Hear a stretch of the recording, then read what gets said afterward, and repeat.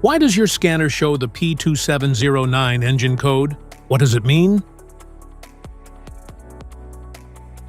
P2709 is a diagnostic trouble code for shift solenoid F electrical.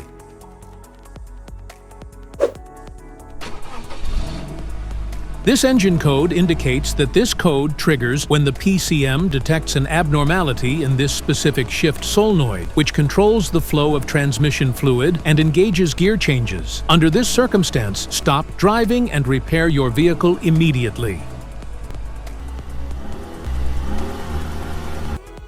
So, what causes this imbalance? Here are the most common culprits. This error can be caused by these possible faults in your vehicle. Shift solenoid F malfunction, wiring and connector issues, low or contaminated transmission fluid, internal transmission problems, PCM or TCM failure.